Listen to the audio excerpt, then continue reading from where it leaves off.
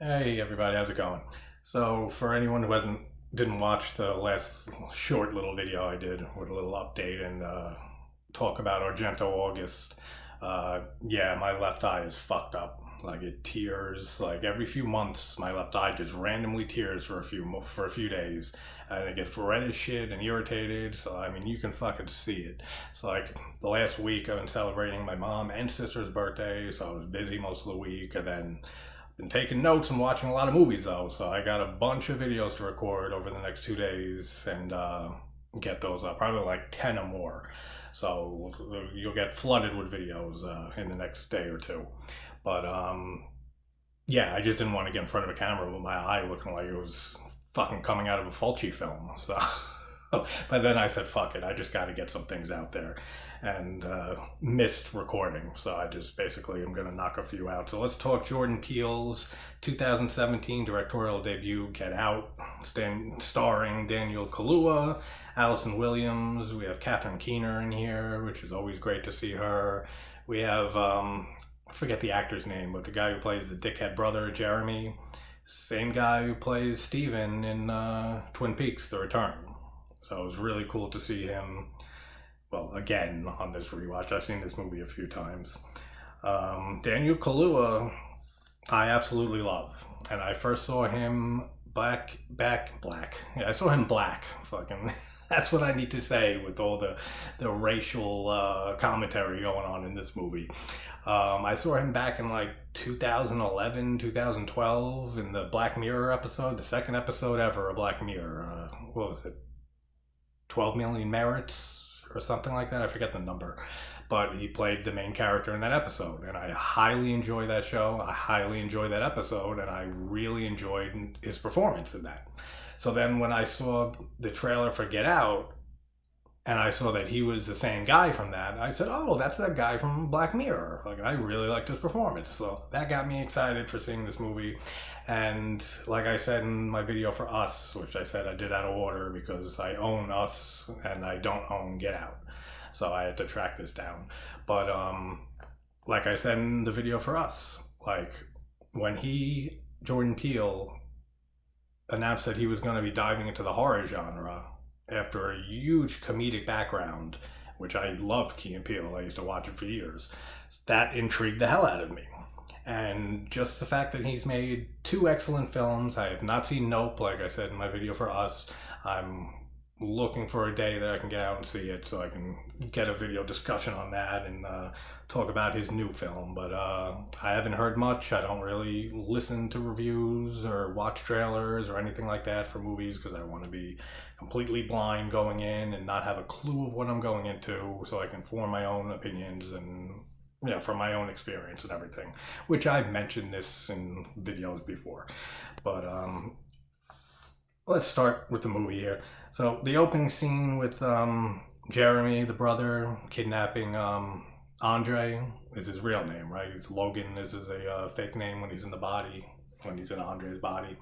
So when he's kidnapping Andre, and I've said this in a few movies, for a few videos in the past, of movies that are immediately able to pique your interest, like right from the start, and make you wondering what exactly is happening.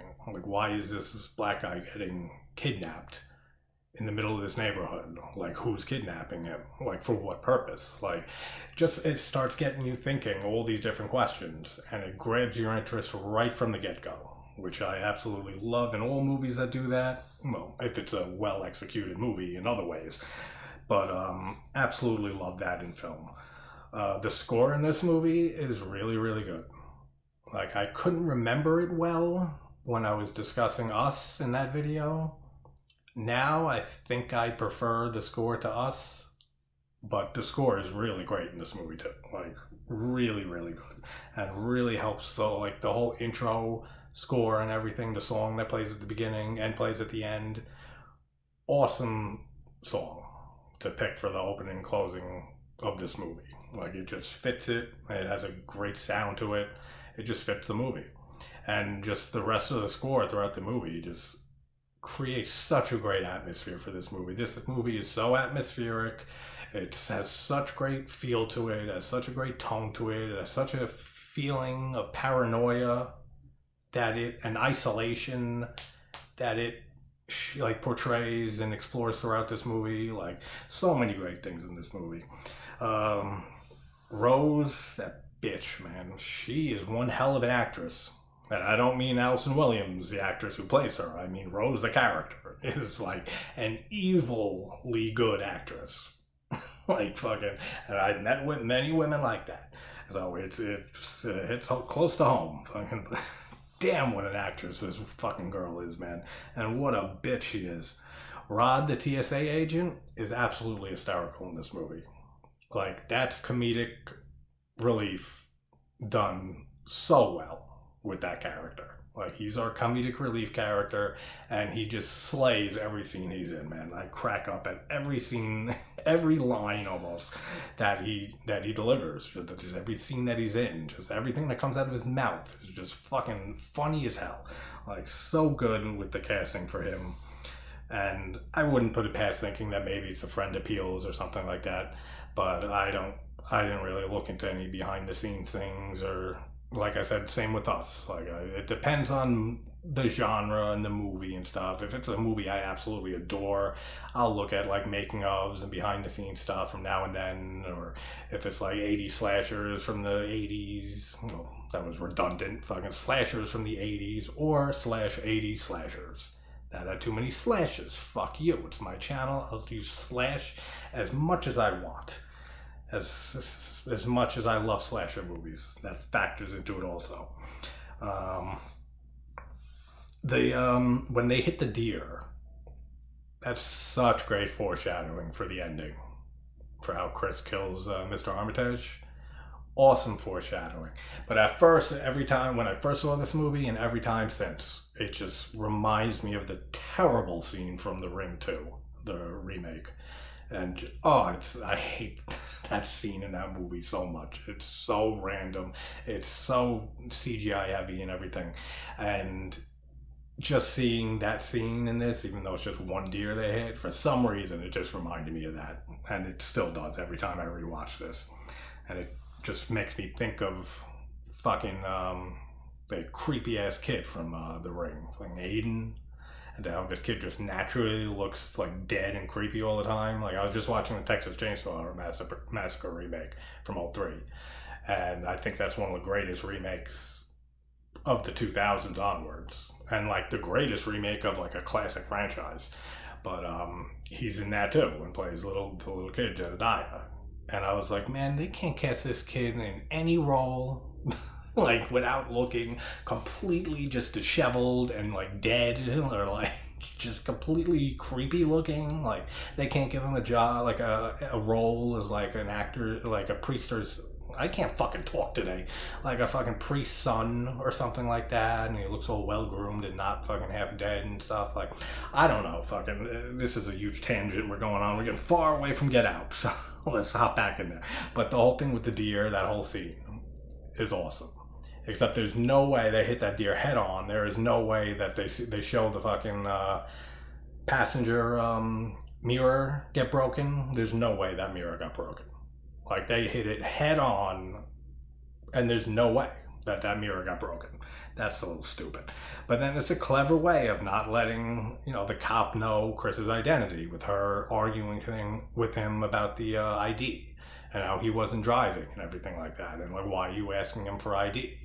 And like bringing up like that the cops being racist and everything. And even just implanting racism in Chris's mind to make him uneasy throughout his stay at the house for the weekend and stuff leading up to the auction and everything. Really well done. Like, it adds to his paranoia. It adds to his feeling of isolation. Like, he's alone here.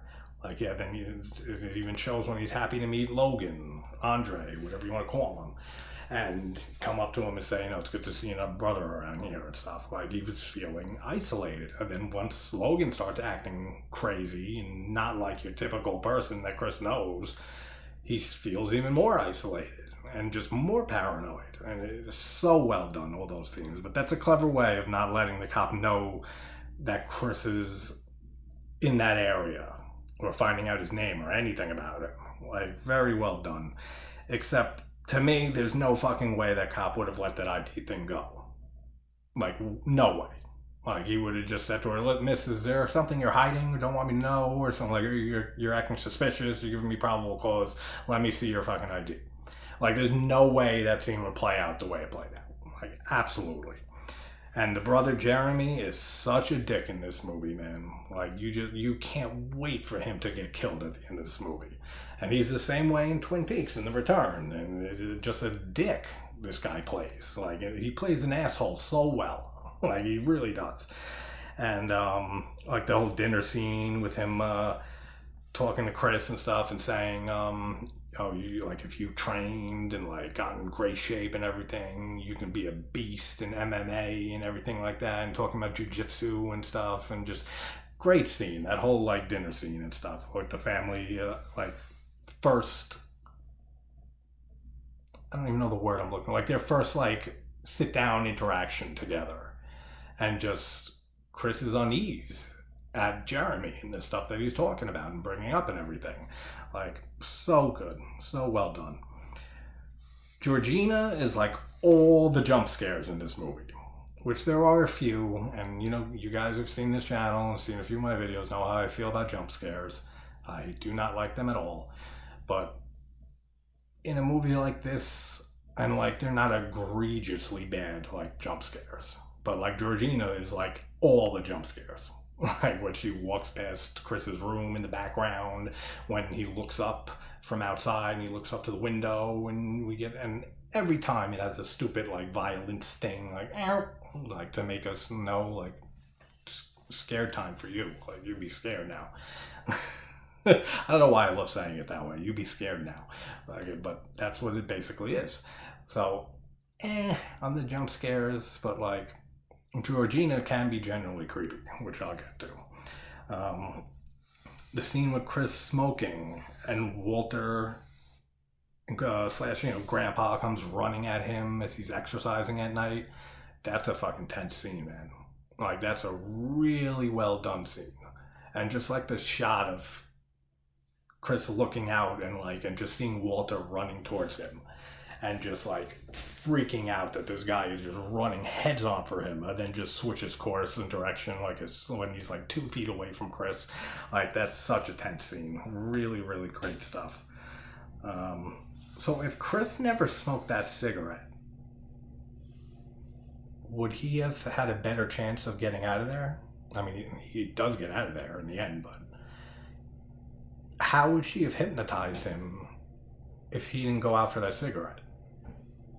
Like, we can assume that she could have got him alone at some point, like in the next day or half a day, you know, before all the auctioneers come and everything like that. But it seemed like that was her plan, like that she knew he was a smoker, and that's why they were asking him about the smoking and everything at the you know, when they were outside having drinks and stuff like that, and she kept going on about the cigarettes thing. So was that her plan, to just like catch him coming in for a cigarette, and that's when she'd get the hypnosis session in, and that's how she would get control over his mind? Because if he doesn't go out for that cigarette, then it kind of fucks her plan up, like all their plans, like a little bit, right? Like, unless, like I said, there's so many other ways they could have subdued him or anything like that. And that whole scene though, with the hypnosis and her asking him about Chris's mother's death, and to like put himself there and to remember the rain and think about it and everything, and then just his face, man, that iconic face from the movie poster and everything, with him tearing and just like not knowing what's going on as he falls into hypnosis and everything, and falls into the sunken place, as she calls it. What a tense scene. What a great scene. That might be one of my, if not my favorite scenes in this movie. Like, awesome performances by both Kaluuya and Keener. Like, so good. Everything about that scene. Except for the whole way that they portray hypnosis working in this movie is fucking ridiculous. Like, it's so stupid. Like, doesn't work that way at all. But of course, it's a movie, it's a film, and so you gotta suspend disbelief, which I can for a movie like this. Like I've talked about it many times on this channel. Like there are some things in some types of movies that I can let things go and suspend disbelief for certain things, and there are other movies that I just can't. Like, but this is one of them that I love this movie. A decent amount that, like more than a decent amount, that I can absolutely look past something like that. As it's more just creative, artistic creativity and artistic fucking control over what they want to do and how they want to make this hypnosis thing come into play. So it doesn't really bother me much at all. And I like how earlier, when they're outside having drinks and talking about him smoking and everything like that, she's already putting it in his mind by tapping the teacup with the spoon. So she's already setting him up for it, like before he even gets in her office for the actual hypnosis, which I thought was really cool. Like it's a cool little detail. It's quick. You can absolutely miss it. And rewatching it though, like you have a much better chance of catching it because you're looking out for a lot more things on a rewatch like this. But Walter and Chris's talk, like when Chris goes up to Walter, and Walter just is talking so weird to Chris, and just saying like, "Oh yeah, Miss Rose, isn't she just the one of a kind, an absolute beauty," and like all that type of stuff, and him saying like he's not doing anything he doesn't want to do, and like I better get back to work, and like just the whole creepiness of the way Walter acts in that scene. Awesome stuff, like really good stuff. All the guests driving for the auction, driving black SUVs and cars and stuff. Cool little symbolism and stuff that, they want to be inside the bodies of black people and they're driving in black SUVs and stuff. But like to me, it just looks like a fucking just a row full of like drug dealers or cartel members or like evil corporations just like showing up on these people's property. Like anytime I just see a bunch of limousines, like black limousines and cars and stuff like that, it's just like, these people are fucking like evil fucking bastards, which they are in a way for what they're gambling on and betting their money on. The guests, like when they get there, and just how overt they are in like trying not to be racist so much that they end up coming across as racist. like with the Asian guy asking him like, do you think it's an advantage or disadvantage being African American in America today? And like him having to answer that and not being able to and feeling discomfortable. See, I can't fucking talk today. Fucking discomfortable and stuff, like hearing that even, or having to be put on the spot to answer a question like that. And then just the other guy, the older guy who said he used to golf and like saying that Tiger Woods is the greatest of all time. Like I love him more than anything. And even Mr. Armitage saying that Obama was the best president of my lifetime. I would have voted him for a third term if I could. And stuff like all this, them just trying so hard to not come across as racist, but then coming across as like racist. Like it's very well done the way that Peele handled that. Like really funny at times, really creepy at times, like just very well done stuff. But yeah, the old guy saying like, let's see your form and stuff, your golf form and stuff, because he wants to obviously be a better golfer and being a younger body, a more fit body and everything. So like, there's all the clues there for the people who didn't see where this movie was going at the beginning, which I didn't really at the beginning, because like aside from like accidentally seeing the trailer and seeing Daniel Kaluuya and recognizing him from Black Mirror and everything, because I always try to avoid trailers, but so I had a little bit of an idea, but nothing of like the full concept or premise of this movie. But like if you watch carefully at the beginning, like through the like middle act or so, you can pick up a lot of little details there that like what these people's deal is and what their plan is for Chris and everything. Let's see. I love how after he talks to Logan and Andre's body, and he's just dressed up like ridiculous for a young black man from Brooklyn or the Bronx, whatever Rod says later. And I love after they talk and have that awkward conversation that Logan walks over to the group of people and he starts going like this and showing off like his outfit, but like that's what it makes you think, but he's really showing off his new body. That's awesome. That's so clever. Really, really like that. Him just showing off, yeah, look at my new body. And fucking Chris is looking at him just like, this weird motherfucker. He's like showing off his goofy clothing. Fucking like really well done.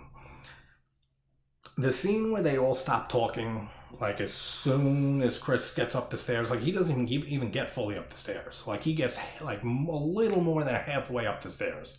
And this entire group of people just all shut the fuck up at once. And he doesn't hear that. He doesn't think that's the creepiest thing that he's experienced this entire time since he's been at this house. That's so fucking stupid. Like, I get it. It's creepy.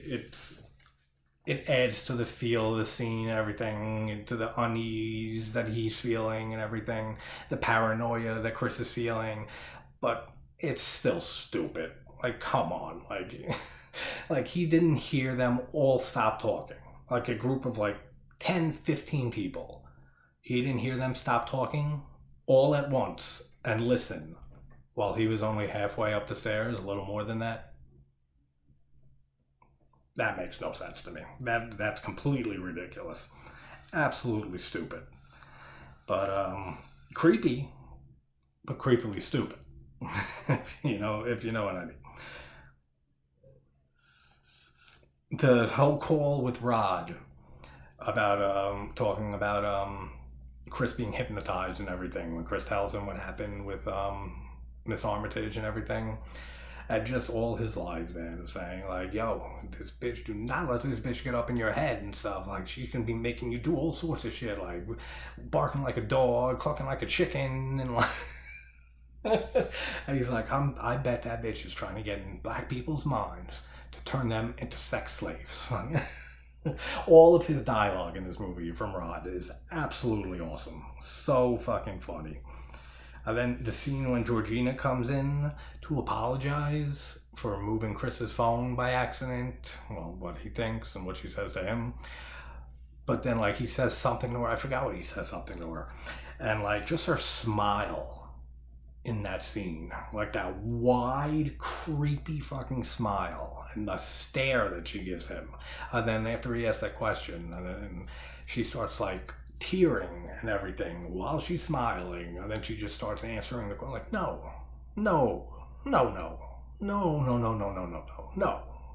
That's some creepy shit. That's some fucking weird, fucking unnerving shit. To be like in a room with this woman and like it's like a robot malfunctioning. Like now, like after you see it the first time, this movie, and you know exactly what's going on, like it's like she's malfunctioning somehow. Like it's at him reaching into the body, like the person whose body that actually is, and like brings her emotions out somehow, even though Georgiana is still in control. Like, I don't get what the tears about, what her crying. I'm guessing it's something like that. Like, he's able to, like, I forget what he asks her.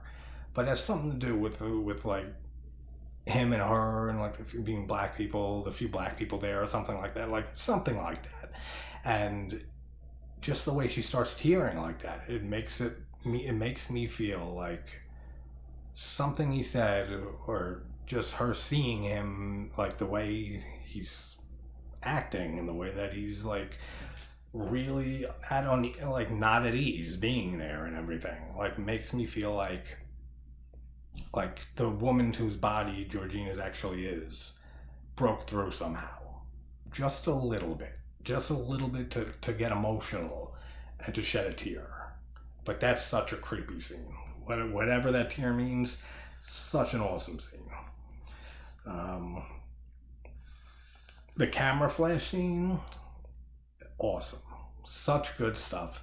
The way that it's shot, really good. It's a very tense scene when he takes the picture, then Logan starts moving towards him and everything, and then starts screaming like from the trailer, which I wish I didn't see the fucking trailer for this movie, which I say for any trailer that comes on as a commercial, or that I even try to pause them or fucking skip them or mute them or not look at them or whatever, but sometimes you can't fucking help it.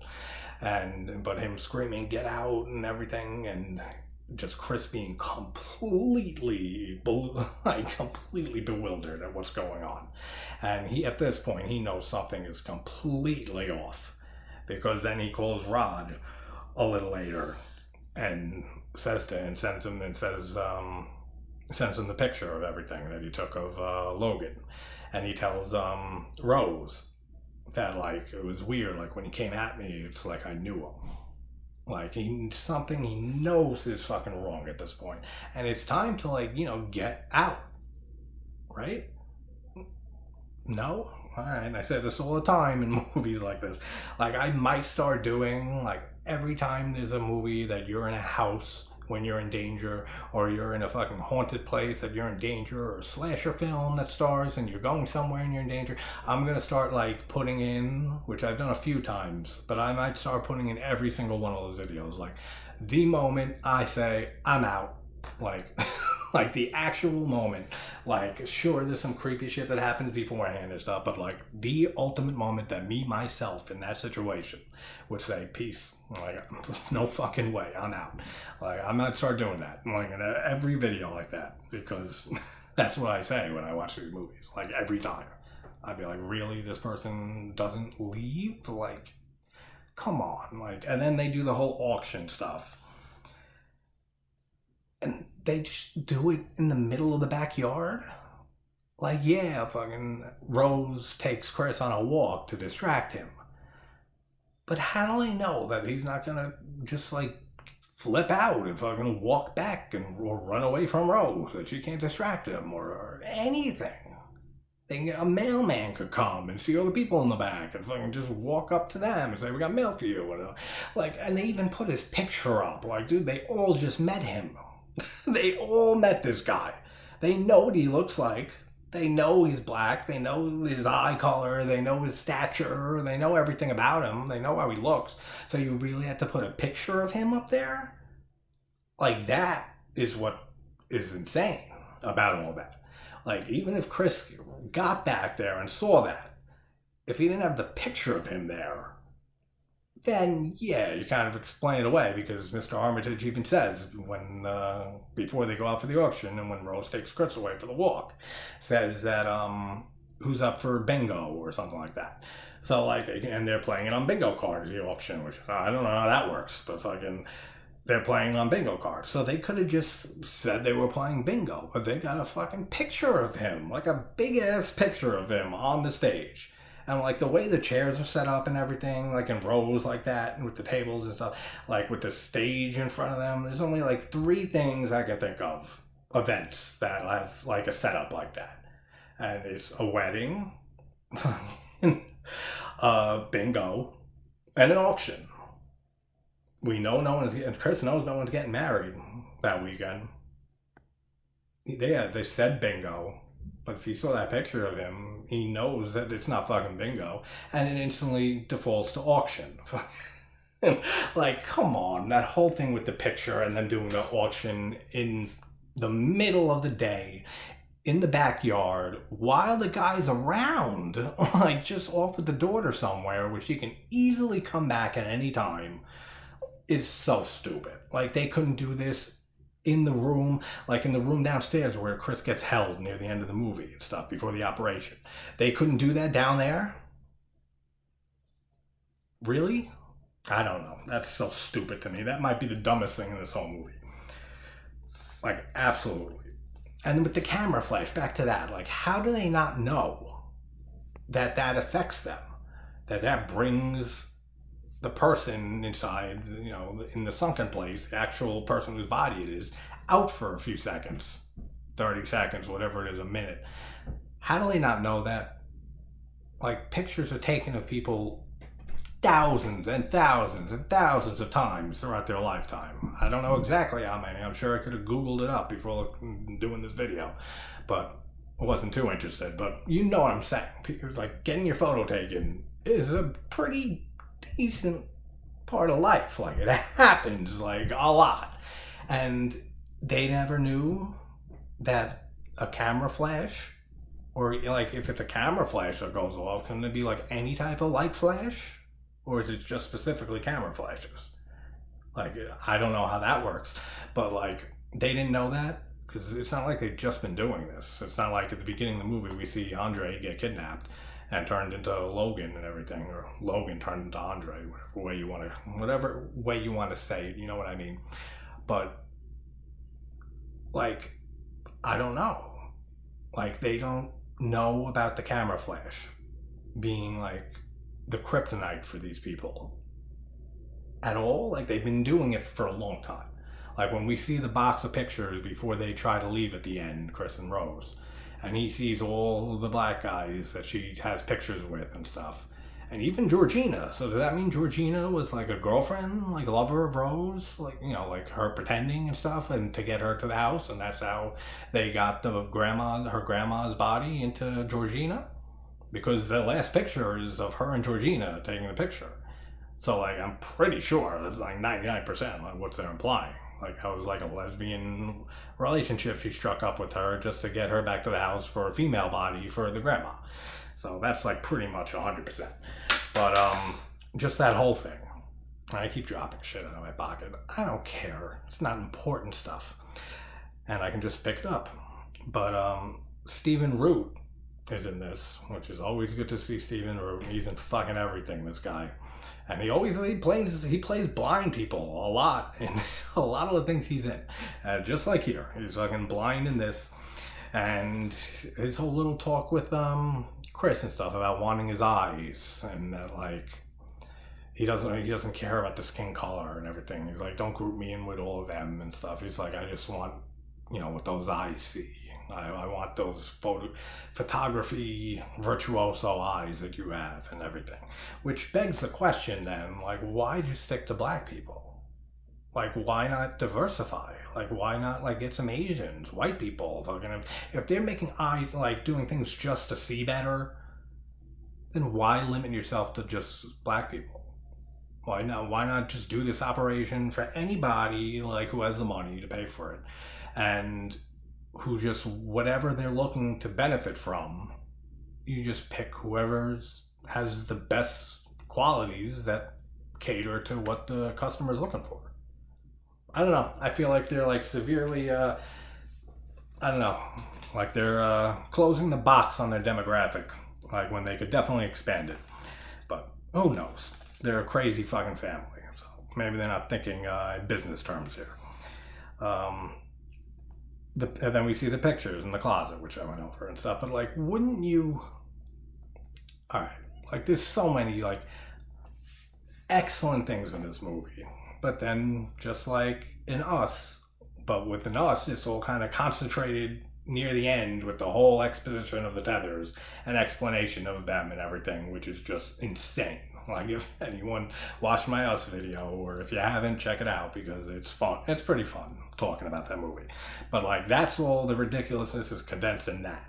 Like, there's some ridiculous stuff spread throughout this movie. Like, there's just decisions that are made and stuff like that. But like, there's so much other great and excellent stuff in this movie that it doesn't bring it down for me much at all. But like, she knows she's bringing Chris back for the weekend to her house, for family's house.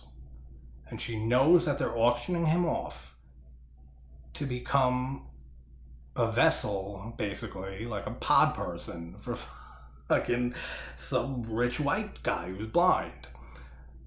And she doesn't think it would just be a little bit safer just to take that box out of the room they're both staying in and fucking just move it somewhere where like he doesn't have access to. Like, really? Like, come on, man. Like, that would be the first thing I did if I was her. even like if I didn't think of it right away, which I would have, trust me. But like if I didn't think of it right away, I would have called my mom or dad and be like, listen, I have the box of photos in my closet. Can you hide that somewhere in your room or some shit like that? Just to not have it there, man. Like, especially once he starts like being suspicious of things and stuff. Like, I've known plenty of couples, boyfriend, girlfriends and stuff, that would snoop around each other's rooms and cell phones and shit like that. Are you kidding? Like, and this bitch doesn't think that there's even a remote chance that this guy would like snoop through her closet quick when she's sleeping or something like that. Just having that possibility is enough to get rid of those pictures.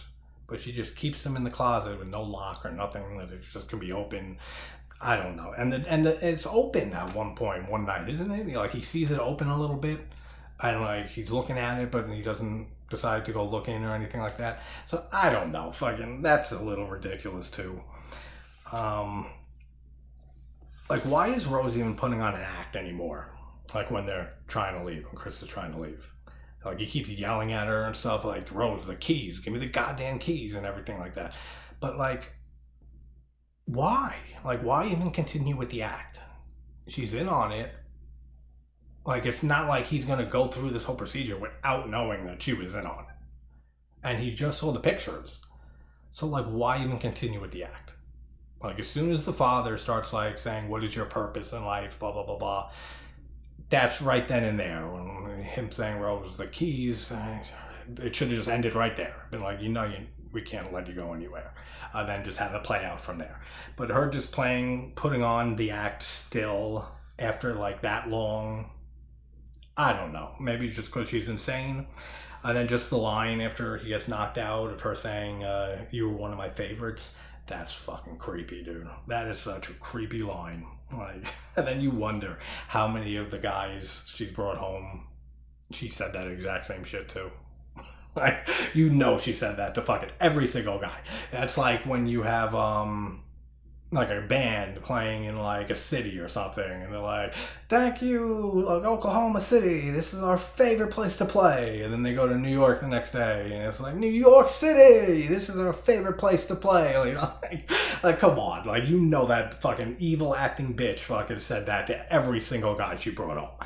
You were one of my favorites. Fucking, yeah, you evil fucking cunt, you. I can't stand her character in this movie. She is just evil, man.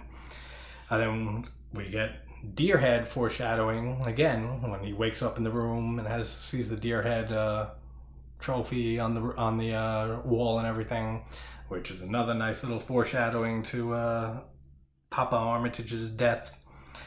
And who started that old ass TV to play that commercial, whatever, about the coagula and stuff and explaining the process? Like, that's an old ass TV. Like, that's like a fucking like TV that you gotta like twist the knob to change the channels. Or like maybe that old, if not like a little newer, but like this is like a 20-30-year-old TV. How does it just start up on its own? Saw is one of my favorite franchises in horror, and I will be covering them soon. But trust me, I'll bring that shit up for those movies too, because that's fucking annoying. An old ass TV like that doesn't just turn on its own. Doesn't. Sorry. So that's fucking stupid. And then would you really even want a commercial of their weird ass coagula operation? Like, why would you even have that? Like, on file, like a trail of that, like evidence, like anything. Why would you have that? And why would she keep the pictures? Like, all of this, it's like they're begging to get caught. Like, there's so much shit that they don't pay attention to when it comes evidence-wise or anything like that. It is a fucking miracle these people haven't been caught and arrested like years before this movie took place. Then man, Rod's whole police station scene is absolutely hysterical, with him going in with the dog, and then just him saying, like, trying to explain the story, and the officer's not believing him, and he's like, no, listen, I think that they're hypnotizing people and making them sex slaves, or just regular slaves, but sex slaves, it sounds like. And then she's like, all right, and she brings in the two other people, and they hear him say the whole story again, and they all start laughing at him and laughing him out of the room and everything. That's fucking funny. And then she goes home, and he goes home to is that Rod's place or Chris's place that he goes to? Pretty sure it's Rod's place that he goes home to. Yeah, because he's watching Chris's dog, and he calls Rose and says that Chris has been missing for 2 days, like he never left and everything, and her just putting on her act on the phone, then her just switching it up on him when he starts recording the call and everything, and her saying like, come on Rob, we know why you really called me, you've always been like looking at me and you've always wanted to fuck me, and he's like, no, I'm calling about Chris, and then like he just hangs up and he's like, fuck you. Oh, damn, she's a fucking genius. That shit's so fucking funny. He's so great in this movie. I can't say enough about, I forget the actor's name, but the guy who played Rod did so good in this movie. So fucking hysterical. And then the whole, using the chair stuffing as earplugs and stuff. Clever. Like, Chris is a smart character throughout this whole movie, which is why the ending bothers me a little bit, but I'll get to that. This is running a little long. I'll try to wrap it up quick. But, yeah, using the stuffing from the chair that he's gripping at, picking at and stuff as like cotton buds and stuff, cotton balls to put in his ears, so he doesn't hear the ding ding of the mug with the fucking spoon against it. When Jeremy comes in, then just beats him over the head with some fucking, I don't know what the hell it was, a ball or something like that, like a bocce ball it looks like almost. But like, why would you take them out after that? Like, as soon as he, like, kills him or thinks he kills him, he throws the cotton pieces on the floor. Why? Like, you know the master hypnotist bitch is alive and well. Why? Like, keep them in at all times. Like, if that was me, they wouldn't leave my ears until I was, like at least fucking, like, 5 miles, 10 miles from that property. Absolutely. Are you kidding me? He just takes them out and throws them on the floor. And then that whole scene later when he gets to Missy's office and stuff, and the cup with the spoon's just sitting on the table, and they both look at each other and they look at it and they run for it and he breaks it. But he wouldn't have had anything to worry about if he kept the fucking plugs in his ears. So I don't know. That just seems kind of weird to me. And then what neurosurgeon, the father's a neurosurgeon, right? What neurosurgeon performs fucking surgery like this, experimental brain surgery, in the absolute dark? That room is completely dark except for some candles. He's practicing brain surgery by candlelight? That's so fucking stupid. That's infuriatingly stupid. Like, and then who starts a serious procedure like that with only one of the patients in the room? Chris isn't in there yet. Jeremy didn't bring him in. Don't you think you'd want to have, like, both fucking patients in their fucking, like, laying down ready for the procedure before you start cutting open Stephen Root's fucking skull and, like, revealing his brain and shit? I don't know. I would. Like, if I was a neurosurgeon, this guy's fucking just out of his mind, man. Are you serious? Like, from the look of that room and how this surgery would possibly play out, I don't think Stephen Root was getting any new eyes. And he definitely doesn't after the deer, Daddy gets deer fucked by Chris with the trophy head and everything, which is awesome. Then the candle falls over or something and starts burning the place down. And that's what bothers me about the end of this movie. Chris is, like I said, such a smart character through all this movie. Like, such a smart guy. To be picking up on all the weirdness and eeriness and just the weird shit going on all around him this weekend and everything, and being able to put everything together, like once he gets the pieces of information, to put it all together so quickly and everything, and the whole thing with the earbuds and everything like that. Like, clever fucking person, intelligent person, but he's letting all the evidence against this family burn away. Like, really? Like, he's not smart enough to, like, he is, and that's what frustrates me.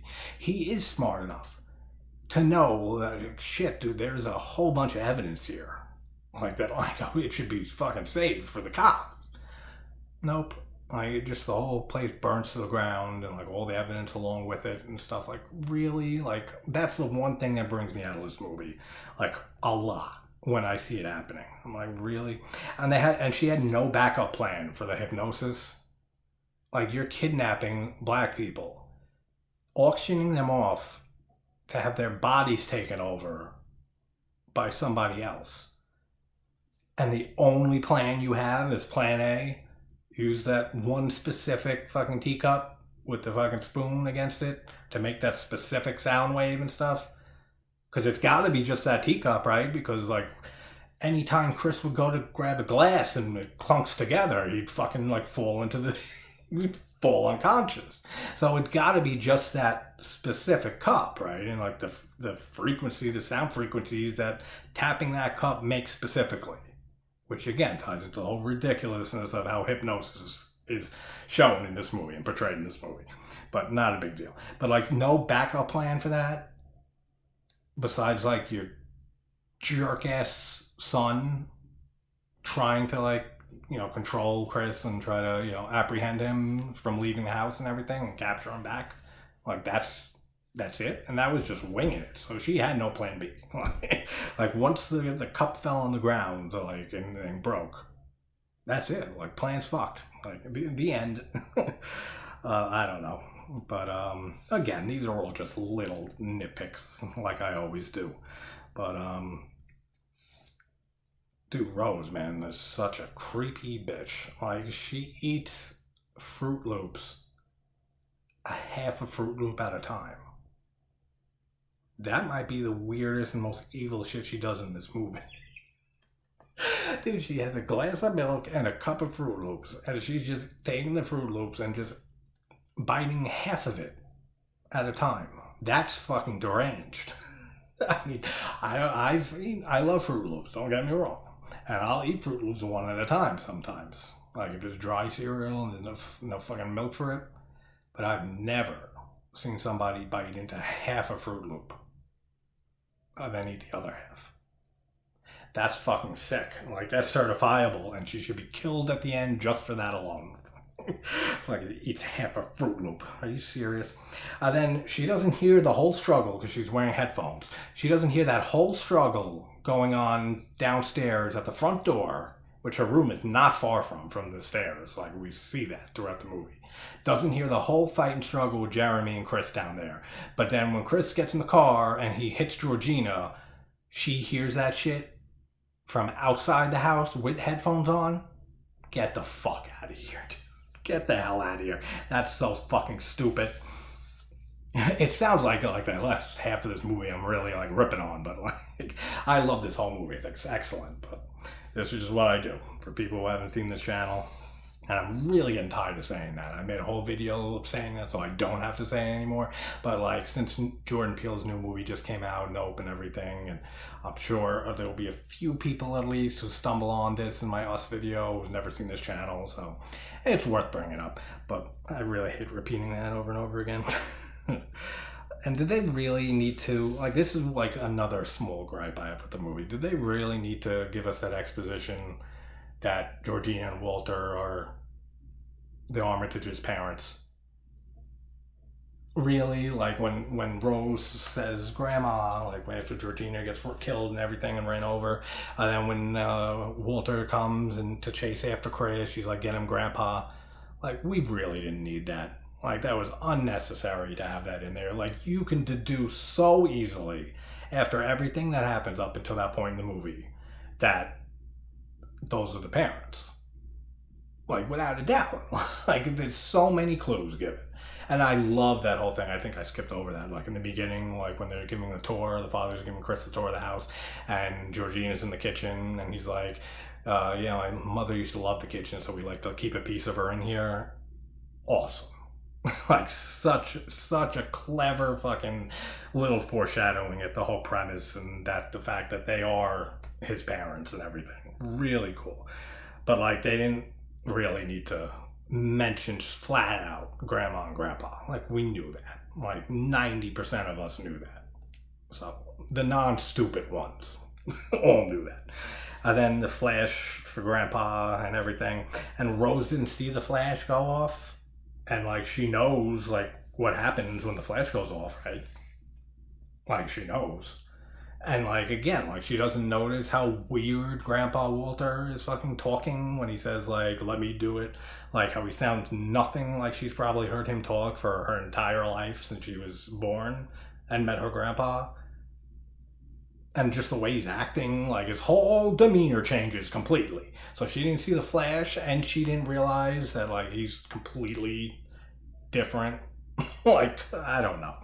Then just fucking the grandpa gets killed, then she gets fucking shot, and then actress to the end, man. Like as she's laying there dying on the road and stuff, before she tries reaching for after she tries reaching for the shotgun to kill Chris and stuff, and he slides it away from her. He starts strangling her, and then she starts smiling and stuff, and he takes his hands off because he realizes he would just sink to their level and stuff, and he's not a killer and everything. Well, I mean, he killed 3 people in the house.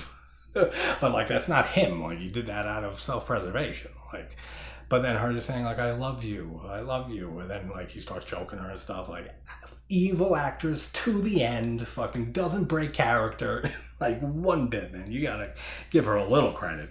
Fucking she don't quit like till the end, like till death. And then we have Rod shot up. Yeah, he shot up. We see Rod show up. I gotta fucking work on my talking for the next video. And when I first saw this movie, I thought it was the cops, as I'm sure a lot of people did. And especially after saying to myself that like he's letting this whole place burn away all the evidence and stuff. Then I thought the cops showed up, and I thought, this is going to have a grim ending, man. He's going to get fucked. He's going to get fucking charged and arrested for murdering this family with no evidence to back up any of this and stuff. And then it turns out being Rod from TSA. And we get one of my favorite ending lines, I don't know, of that decade, of the last 10 years for sure. Of, you know, like, how'd you find me and stuff. He's like, I'm TS motherfucking A. We take care of shit. We handle shit. Consider this situation fucking handled. And then the score from the beginning kicks back in and stuff. Awesome movie.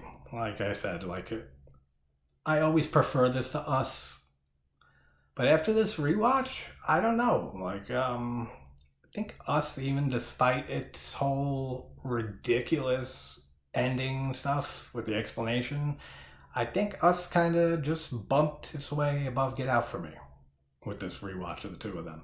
I mean, don't get me wrong. I think this movie is absolutely fantastic and an unreal directorial debut, especially from somebody that's just coming into horror and was never into horror before, like in the industry and stuff, and just came from a heavily comedic background. Absolutely unreal. And this is a fucking 53-minute video on Get Out. Well, yeah, good movies, excellent movies, they deserve their 53 minutes in the spotlight, right? I've said that a few times before. The great movies, the excellent ones, they deserve their time to be talked about. So that's Get Out. I'm hoping to, like I said, to see Nope soon, so I can finally see that and see if he continued his streak of fantastic movies. And I got Orphan coming up for the next day or tomorrow. I got the 3 Jeepers Creepers movies. I have Head Count, a nice supernatural, urban legendy type movie from 2019, 2018. Then Friday's Found Footage Friday, and Saturday starts our Argento August for the first weekend. So a lot of cool stuff coming up, and I will talk to you guys soon with Orphan.